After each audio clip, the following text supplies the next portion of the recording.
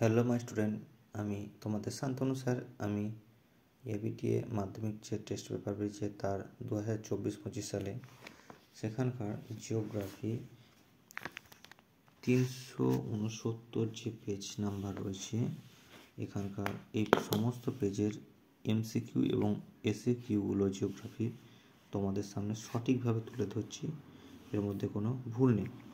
আরোহণ ও অবরোহণ প্রক্রিয়া সম্মিলিত ফল। আরোহণ ও অবরোহণ প্রক্রিয়া সম্মিলিত ফল হচ্ছে পর্যায়ন। দ্বিতীয়ত হচ্ছে নদীর গতিবেগের দ্বিগুণ বেড়ে গেলে তার বহন ক্ষমতা কত গুণ বাড়ে?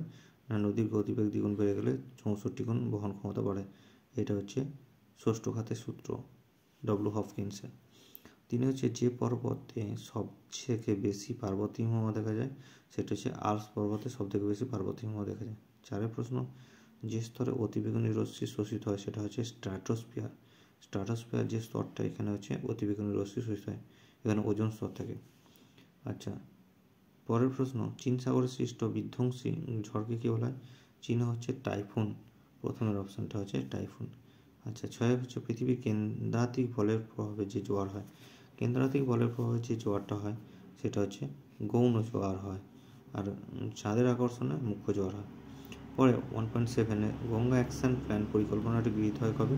গঙ্গা অ্যাকশন প্ল্যান পরিকল্পনা গ্রহণ করা হয়েছিল 1985 সালে। আচ্ছা, আয়তনের বিচারে পৃথিবীতে ভারতের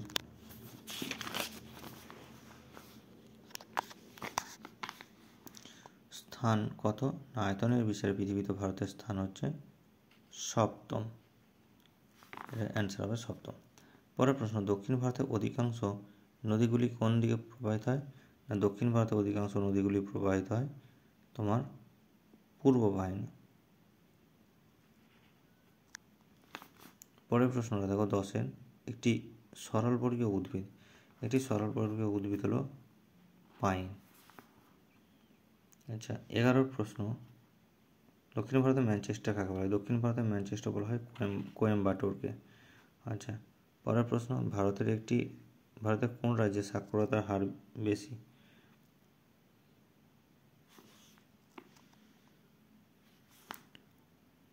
আচ্ছা, ভারতের কোন রাজ্যে সাক্ষরতার হার বেশি? ভারতের কেরল রাজ্যে সাক্ষরতার হারটা বেশি।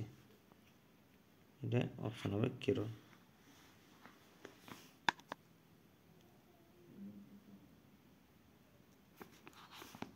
পরের প্রশ্ন, ভারতের NH-19 সড়কপথটি বিস্তৃত কোথায়? না, দিল্লি থেকে কলকাতা, যেটা শেরশাহ সূরি মার্গ নামে পরিচিত। 14 প্রশ্ন,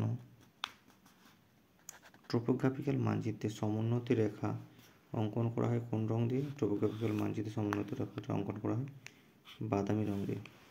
আচ্ছা, শুদ্ধ অশুদ্ধগুলো দেখবে। শুদ্ধ অশুদ্ধ যেগুলো শুদ্ধ হবে সেগুলো রাইট চিহ্ন, অশুদ্ধ হলো ক্রস চিহ্ন। প্রথমেটা হচ্ছে মিসিসিপি নদীর বদ্বীপ হচ্ছে পাখির পায়ের মতো, এটা শুদ্ধ, তাই রাইট চিহ্ন। এটা হচ্ছে সমুদ্রবায়ু ও স্থলবায়ু হলো একটি আকস্মিক বায়ুর উদাহরণ, এটা হচ্ছে সাময়িক বায়ু হবে, ওই জন্যই অশুদ্ধ করা হয়েছে। 3 নম্বর হচ্ছে পশ্চিমা বায়ুর প্রভাবে সমুদ্র স্রোত পূর্ব থেকে পশ্চিমে প্রবাহিত হয়, কখনোই নয়। আয়ন বায়ুর প্রভাবে পূর্ব থেকে পশ্চিমে সমুদ্র স্রোত প্রবাহিত হয়, তাই এটা ক্রস চিহ্ন দেওয়া হয়েছে। 4 নম্বর প্রশ্ন, ধানের খোসা পচিয়ে নির্গত হয় মিথেন গ্যাস, এটা শুদ্ধ, তাই জন্য রাইট চিহ্ন হয়। 5 প্রশ্ন, নবীন পলিমাটি ভাঙ্গা নামে পরিচিত। নবীন পলিমাটি ভাঙ্গা নয়, খাদান নামে পরিচিত, এটা প্রাচীন পলিমাটি ভাঙ্গা। আচ্ছা, 6 দাগ, দরিদ্র ও অশিক্ষা জনসংখ্যা দ্রুত বৃদ্ধির জন্য। অবশ্যই যদি দারিদ্রতা বা অশিক্ষা বৃদ্ধি পায় তাহলে জনসংখ্যা বাড়বে। 7 প্রশ্ন, RF 1:10 লক্ষ এর অর্থ হচ্ছে 1 সেমিতে 10 কিমি, এটা সঠিক, তাই রাইট চিহ্ন দেওয়া হয়েছে। আচ্ছা, 2 প্রশ্নগুলো দেখো। 2 থেকে কী প্রশ্ন বলা হয়েছে? না, প্রথম প্রশ্নটা বলেছে 2.2 প্রশ্ন, মরু অঞ্চলে বায়ু জলধারা মিলিত কার্যের ফলে পেডিমেন্টের সামনে গড়ে ওঠা সঞ্চয়জাত ভূমিরূপকে কী বলা হয়? এটা হচ্ছে বাজাদা বলা হয়। আচ্ছা, পরের প্রশ্ন দেখো, হিমবাহের প্রবাহের দিক মসৃণ ও বিপরীত দিক অমসৃণ হলে তাকে কী বলা হয়? না, হিমবাহের প্রবাহের দিক মসৃণ, বিপরীত দিক অমসৃণ হলে তাকে রসমতানে বলা হয়। 3 নম্বর, রাত্রিবেলায় স্থলভাগ থেকে জলভাগের দিকে ড্যাশ বায়ু প্রবাহিত হয়। রাত্রিবেলায় স্থলভাগ থেকে জলভাগের দিকে মানে হচ্ছে স্থলবায়ু প্রবাহিত হয়। আচ্ছা, ভোরবেলায় স্থলবায়ুর গতিবেগ কিন্তু বৃদ্ধি পায়। 4 নম্বর প্রশ্ন, মুখ্য ঝড় যে স্থানে সৃষ্টি হয় তার ড্যাশ স্থানে গৌণ জ্বর সৃষ্টি হয়। মুখ্য জ্বর সেখানে তার ঠিক বিপরীত স্থানে গৌণ জ্বর সৃষ্টি হয়। 5 প্রশ্ন, ভারতের বৃহত্তম হ্রদটির নাম কি? ভারতের বৃহত্তম হ্রদ হচ্ছে তোমার চিল্কা। 6 প্রশ্ন, পূর্ব ভারতের বৃহত্তম পেট্রোরসায়ন শিল্প কেন্দ্র কোনটি? সেটা হচ্ছে হলদিয়া। 7 প্রশ্ন, ভারতের মহাকাশ গবেষণা সংস্থা কোথায় অবস্থিত? ভারতের মহাকাশ গবেষণা সংস্থাটি বেঙ্গালুরুতে অবস্থিত। আচ্ছা, 2.3 একটি বা দুটি শব্দের উত্তর। 1 নম্বর হচ্ছে শুষ্ক অঞ্চলে গিরিখাতকে বলা হয়, শুষ্ক অঞ্চলে গিরিখাতকে বলা হয় ক্যানিয়ন। দ্বিতীয়ত যে দুই ক্রান্তীয় রেখার মধ্যবর্তী তাপমণ্ডল কি নামে পরিচিত? দুই ক্রান্তীয় রেখার মধ্যবর্তী তাপমণ্ডল উষ্ণ মণ্ডল নামে পরিচিত। অর্থাৎ 0 থেকে 23.12 ডিগ্রি উত্তর এবং 0 থেকে 23.12 ডিগ্রি দক্ষিণ অক্ষাংশের মধ্যে উষ্ণমণ্ডল রয়েছে। 3 হচ্ছে প্রশান্ত মহাসাগরের একটি শীতল একটি উষ্ণ স্রোতের নাম কি? প্রশান্ত মহাসাগরের একটি শীতল স্রোত হচ্ছে বেরিং স্রোত এবং উষ্ণ স্রোত হচ্ছে জাপান বা কুরেশীয় স্রোত। 4 হচ্ছে ডিডিটি এর পুরো অর্থ কি? ডিডিটি এর পুরো অর্থ হলো dichloro diphenyl trichloro ethane trichloro ethane. ডিডিটির পুরো নামটি হলো এটা। 5 প্রশ্ন হচ্ছে কাশ্মীর উপত্যকায় কারেওয়া মাটি কোন চাষের জন্য বিখ্যাত? কাশ্মীর উপত্যকায় কারেওয়া মাটি জাফরান চাষের জন্য বিখ্যাত। এই কোশ্চেনটা খুব ইম্পর্টেন্ট, বারবার কিন্তু এই প্রশ্নটা হচ্ছে।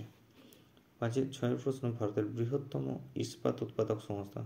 ভারতের বৃহত্তম ইস্পাত উৎপাদক সংস্থাটির নাম হচ্ছে TISCO, Tata iron and steel company. TISCO জামশেদপুরে অবস্থিত। 7 প্রশ্ন, ভারতের সর্বাধিক জনবিরল রাজ্য নাম কি? ভারতের সর্বাধিক জনবিরল রাজ্য হচ্ছে সিকিম। হচ্ছে 2.4 বাম দিক আর ডান দিকে মেলানো হবে। প্রথমে হচ্ছে লবণাক্ত জলাভূমি। লবণাক্ত জলাভূমি কোথায় রয়েছে? না গুজরাটে লক্ষ্য করা যায়, যেটা রন, কচ্ছ রন এই সমস্ত। পরে বৃষ্টির ছায়া অঞ্চল হচ্ছে মেঘালয়ের শিলং। 3 ধানের গবেষণা কেন্দ্র কোথায় অবস্থিত? উড়িষ্যার কটক শহরে। 4 হাইটেক সিটি কাকে বলে? হায়দ্রাবাদকে হাইটেক সিটি বলা হয় থাকে। যাই হোক, এই কোশ্চেনগুলো আমি তোমাদের সম্পূর্ণরূপে খাতাতে লিখেছিলাম, তুলে ধরছি, এগুলো তোমরা লিখে নেবে।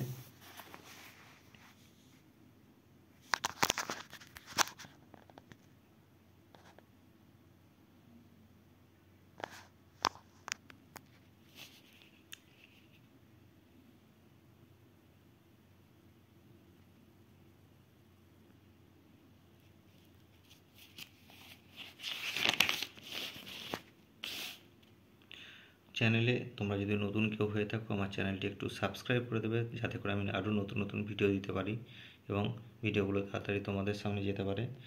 আর যদি আমার ভিডিওটি ভালো লাগে তাহলে অবশ্যই একটি লাইক, কমেন্ট এবং তোমার বন্ধুদের মধ্যে শেয়ার করে দেবে, যাতে করে বন্ধুরাও এই আমার প্রশ্নের দ্বারা উপকৃত হয়। এবং সকলকে অসংখ্য ধন্যবাদ। সবাই ভালো থেকো। Thank you.